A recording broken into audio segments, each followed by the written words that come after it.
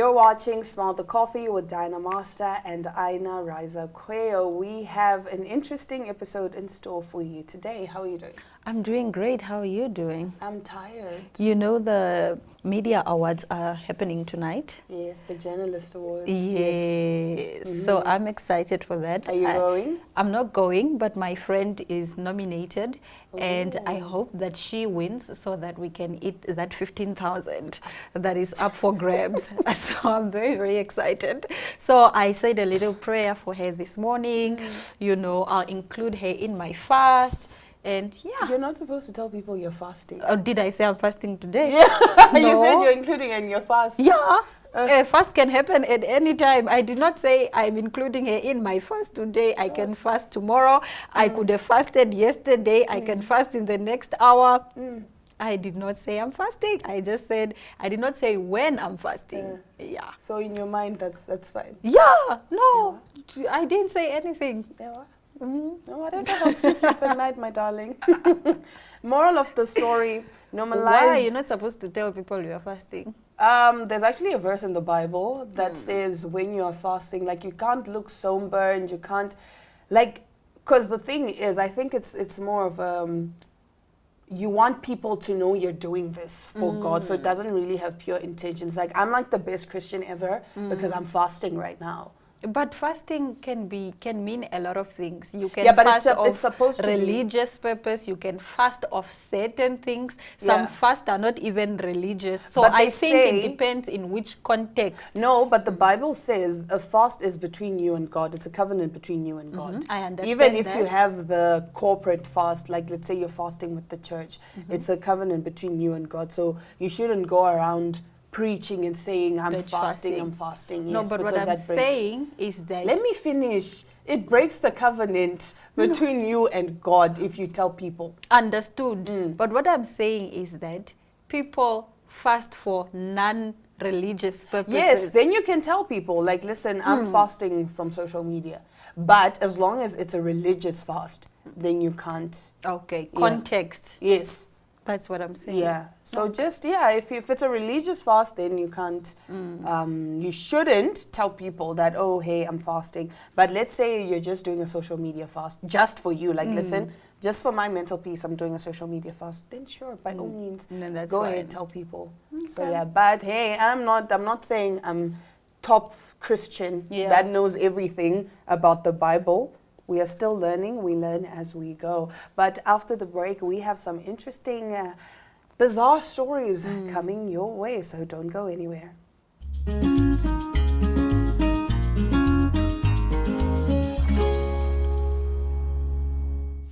There's music galore at the VRS Sports Fields come December when Vocal Cast Production brings you SA's Mikasa along with top local artists Paige, Jared G and DJ Malza on December 2nd. If jazz is more your style, don't miss the smooth sounds of Few Jazz, Casey, Letitia, Major Sevenths, Don Vino and Judith Sapuma on the 3rd. You can enjoy each event individually or you can easily make a weekend of it too. Get your tickets online via eticket.my.na or at the NMH offices in General Muhammad Murtala Avenue in Eros. Brought to you in conjunction with Republicane, Exhibition and Events Warehouse, Yango, DB Audio and the Winter Country Club. See you there!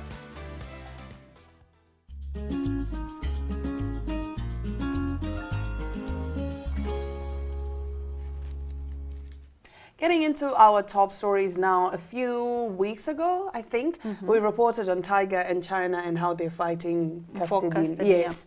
So Tiger reportedly seeks full custody of son he shares with Black China. The custody battle between Tiger and Black China continues to heat up. On October 13, the Taste rapper reportedly filed documents seeking sole legal and physical custody of his son, King Cairo, whom he shares with his ex-China, whose real name is Angela White. The documents also cite that he wants wants her to be granted visitation rights. Additionally, he requests both parents obtain permission from the other if they intend to take their son out of California. News of Tyga's petition came as their son celebrated his 11th birthday. According to TMZ, the proud mom hosted a private party for the birthday boy that was attended by friends and family, including China's mom, Tokyo Toni. Back in August, China filed a petition to have full custody of Cairo, as reported by Complex in documents obtained by The Blast. She's seeking to determine parental relationship against Tyga, along with joint custody for the best interest of the child. The Blast also reports that this is the first time the parents have filed a legal motion for custody of King Cairo, but the Rack City rapper is not ready to relinquish his responsibilities. 10 years later, nah, stick to your schedule Saturday to Monday, he wrote in the comment section of a post by The Shade Room regarding Black China's demands. Lol, she responded to him. The petition filed by Black China also states that she is requesting child support from Tyga to take care for their son. But China, we established, doesn't have the means, right? To take years. So then why can't the child stay with Tyga? Or they can co-parent, they can do a joint custody. You do Monday to Wednesday, I Thursday to Sunday, or something like that, where they can all be happy, where they all have access to their child. Or literally this week he's with me, next week he's with you type of situation. The problem is people don't understand that this hurts the child. Yes. A lot of children are hurt by divorce, not because mom and dad are not together, but because of the fighting that goes on between mom and dad. It's really unfair on kids. And some of these fights are not even about the kid. It's not really about custody. It's just about their personal issues and them wanting to prove a point with one another. But at what cost? But at what cost? At the cost of your child. No. Because imagine if I'm telling you, no, Aina, like there's no reason, you're a good mom, right? I'm a good dad or whatever. But just because we have beef, now I'm deciding, no, you can't have custody. Like, just do what's best for the child. There are times where you know that one parent is not fit to care for the child. Yes, then by all means, have the one parent have full custody and the other visitation rights. But if both of you are going 50-50, and most of the time it's not even just about financial support, because I've realized with a lot of divorce cases or whatever, people assume that it's just because of the funds. It's really not. Having money doesn't mean you're a good parent. Yes. Because most people just throw money and say, okay, listen, but I'm giving money for the child. Yes. That's me being there. Yes. There's more to taking care of a child than just financially. I couldn't agree more. And I think they should desist from, fighting on social media, because social media never forgets. They say the son is 11 years old. Yeah. He can read these things. He can read these things. Are going to pop up. And even in his 30s and his 50s. And he's going to be bullied at school because of that. So, let go off. So, don't you we all have each other's number? Like, text honestly, each other. Or don't even text each other. Meet each other in court. Discuss in court. And that's it. Have a round table. Discuss in court. Leave it there. Stop involving everyone. Strangers. This morning, actually, I read something that I could relate to. It says, if you want to make the wrong decision, just ask everybody. If you want to make an issue out of nothing, ask everybody. That's your code for today. Yeah. Anyway, moving over to some lighter news. After a record 57 weeks, Nigerian Afrobeat star Rema's song Calm Down has fallen off the Billboard's 100. It made history, becoming the longest charting and most successful African song of all time. The music monitoring platform Charted Data said on X. The song smashed the 35-week record held by fellow Nigerian Afrobeat singer who is Wizkid with his song called Essence. Calm Down entered the Billboard Hot 100 in September last year, about 7 months after its release. Now, some of Rema and Selena Gomez fans said, we can't calm down. Rema has entered the Billions Club with the first African artist-led track to hit 1 billion streams on Spotify. Congratulations to Rema and Selena Gomez. Spotify also posted that on their platform, on their X account. Wow, wow, Yeah. wow. I would say it's partly because of Drake. If you look at the Billboard Hot 100 right now, it's Yeah. literally like Drake, Drake, Drake, Drake. So, and remember what I was saying, that with the Billboard Hot 100, you're not guaranteed a spot there. Like it's Yes. really hard because every week they update based off of the streams and how many times people are playing the song, all of that. Yeah. So congratulations to him. That's huge. It's very big. I foresee Rema winning a Grammy next year for Calm Down. Yes, sure, it will be for the feature. They might win Best Duo, I don't know, but I'm pretty sure he's going to win a Grammy. Dean, what was the award that they won? Is it an Emma? It was the MTV VMAs. Yes, the MTV VMAs. Yes, Yeah. so congratulations to them, man. And Like, they had a good run, actually. they had a very good run. Yo, we were tired of Calm Down. Everywhere. But it's such a good song. It's a great song. It's really an It's a amazing nice song. song, yeah. It's just a shame that it only started peaking 7 months after its release, partly due to Selena. Yeah. But hey, a win is a win. Good things take time. A win is a win. Apparently, I don't believe that, but whatever. A win is a win. Yeah. Now, closing off our top stories. Naked punishment. Woman jailed for 8 months in China for stripping husband's mistress and parading her through streets nude as friends beat her up. A woman who took revenge on her husband's lover by stripping her naked and parading her through the streets has been sentenced to 8 months in prison. A court in Jiang County in southwestern Guizhou province found the wife, surnamed Zhu, guilty after she humiliated the woman said to be the mistress of her cheating husband. Zhu told how last year neighbors had alerted her to the alleged infidelity, so she began following her spouse. In November, Zhu saw her husband enter a flat and stay there for some time. Assuming there was a woman in there, she called 3 female friends for backup. The 4 women barged into the home when they found a woman whose surname is Yao, who they believed was having an affair with the husband. They beat her up and tore off her clothes before sprinkling pepper on her body. The 4 women then forced the woman naked outside and paraded her up and down the street.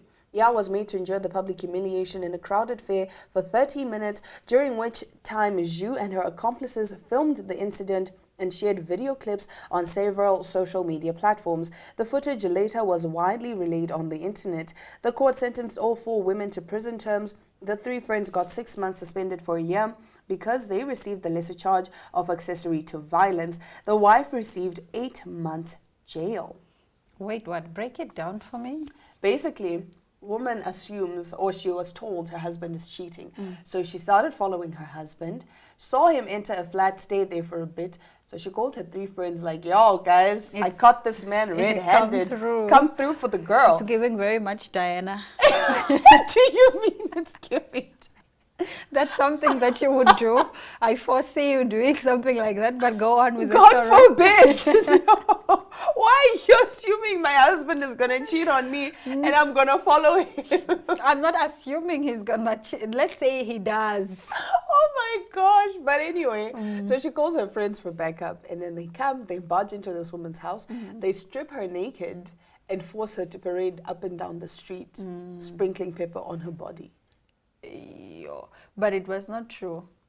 I don't know. I think it was true. I'm not sure. Like, it never said whether or not It wasn't true. it wasn't true. But the thing is, why not parade your cheating husband? Because the problem is, right? I don't know if you know this TikTok trend where it's like, but I didn't open the door. The door was open. Yes, you know that yes, that yes. sound. Literally, your husband knows he's married. So why is he going ahead and cheating? Because as much as people like to blame the other woman, blame your husband. All of them should be equally blamed. They should be equally blamed because first of all, okay, but there are cases where this man will keep up this life. Listen, I'm not married. I don't have a wife. I don't have what. And this woman doesn't know she falls victim to this lie. That is also a possibility. That's but also a possibility. But then sometimes we know of side chicks. They're like, yeah, no, I know he's married and I know my place. either or, whether you know it or you don't know Stop it. cheating. If you are with a married person, you are partly to be blamed. And if you are married, stop cheating. Yes. Leave your person, leave your spouse and be like, listen, bro, I think we should explore other Yeah. things. Don't hurt other people's feelings. But that brings us to the end of our top stories. Yes, and we will be talking to Ronelle of the Editors Forum, and she will be chatting about the media awards that are taking place tonight, shortly after the break.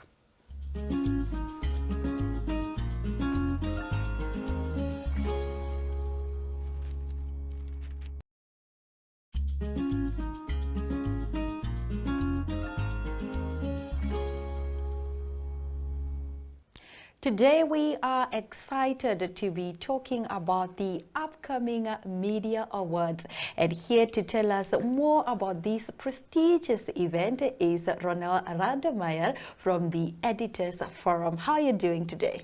Good morning, Aina. I'm very well, thank you. And good morning also to all the viewers.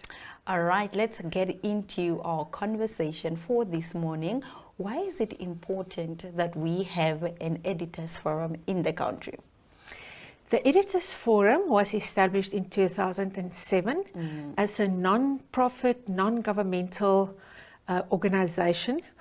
It's a voluntary organization comprising editors of all media houses in Namibia who subscribe to the Editors Forum. And the Editors Forum has as an aim to defend and promote freedom of, let me just get my notes, freedom of expression and media in our country, also to guarantee that we have pluralism, media pluralism in our country, that the media is independent and of course to be self-regulative as an organization. And in 2017, we introduced the media ethics or the Code of Ethics and Conduct for editors and media houses in Namibia and journalists. You spoke about, freedom of the press. When it comes to Namibia, how do you perceive our press? Are we really free, or do we still have a long way to go? What, in your opinion, does freedom of the press look like in Namibia? Well, Namibia is the country in Africa that's considered to have the freest press, according to the World Press Freedom Index of Reporters Without Borders. So if that is the yardstick, we have indeed the freest press on the continent. Okay, and then COVID happened, ravaged all industries of any country, if we're being honest. What would you say has changed, due to COVID? Post-COVID, where are we in terms of our media landscape right now? I know it started pre-COVID already. Okay. And it was twofold. The recession in Namibia and digitalization of media, the big tech, media moving into the electronic or into the digital sphere more and more. And obviously for the established media houses in Namibia, whether print suffered tremendously because of digitalization, but also radio and television broadcasting. The Facebooks and Googles and the big tech took away a lot of advertising income from media owners. Newsrooms became smaller. Lean and mean was the action of the day. And then came COVID, and exponentially it just worsens that already bad situation. And journalists are under immense pressure at the moment. Yes. Okay, talking about, journalists being under immense pressure, something good is also happening for them. There are these, awards that celebrate all of us as journalists. Why is it important to have, these type of awards and to celebrate the work that the journalists are out there doing, be it, print journalists, broadcast journalists, and so forth?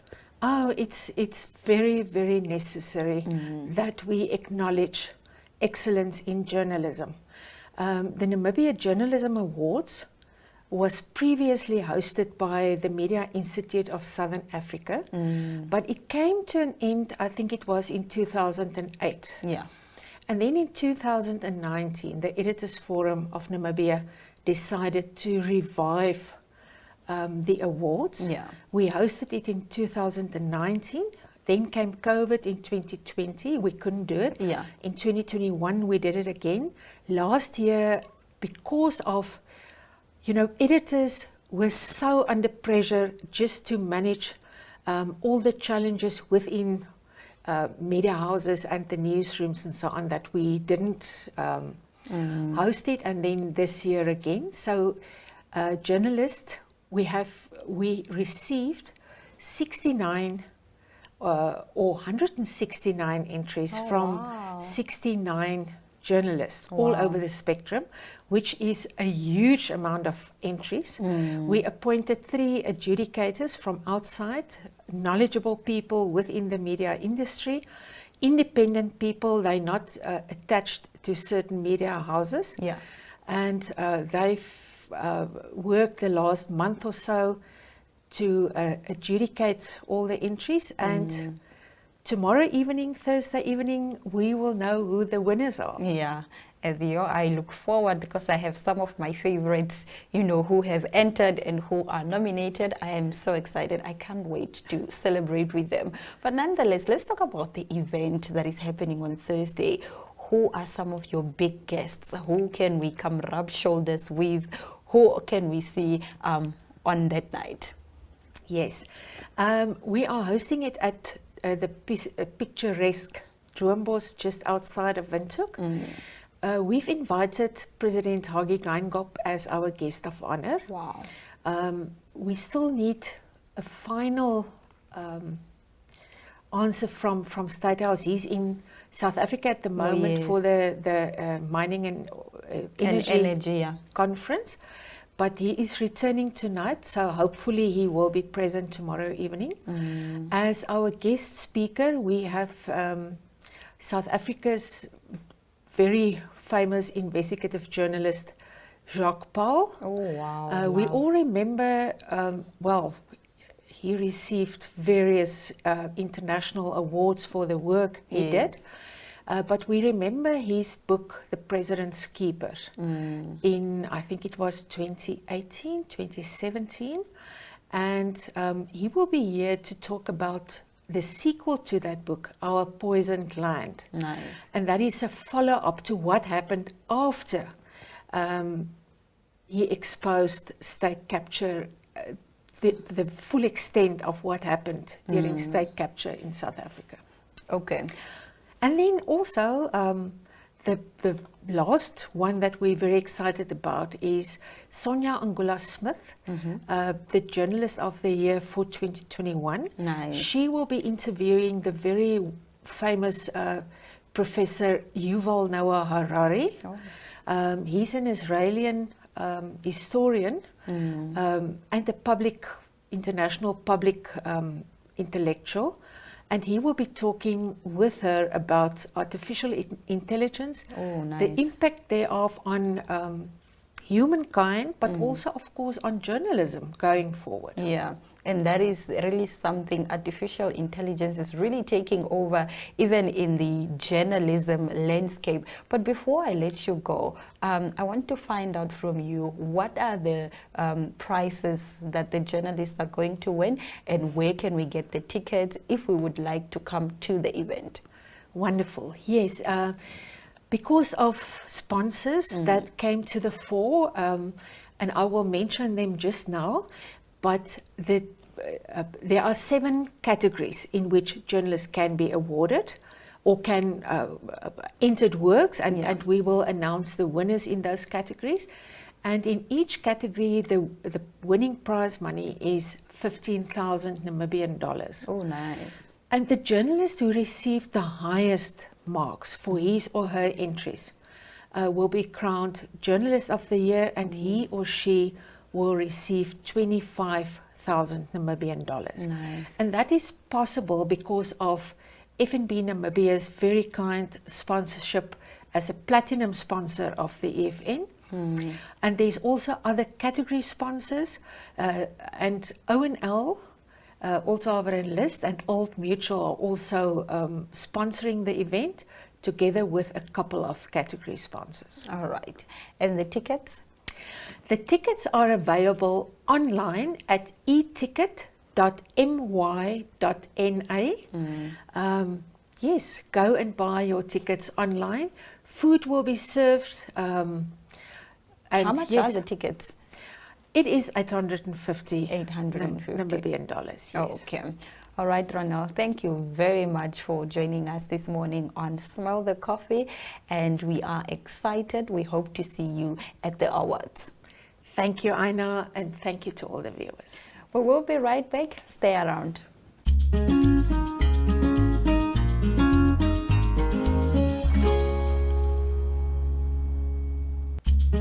That's it for our show today. Until tomorrow, all our love, all our light, and adios.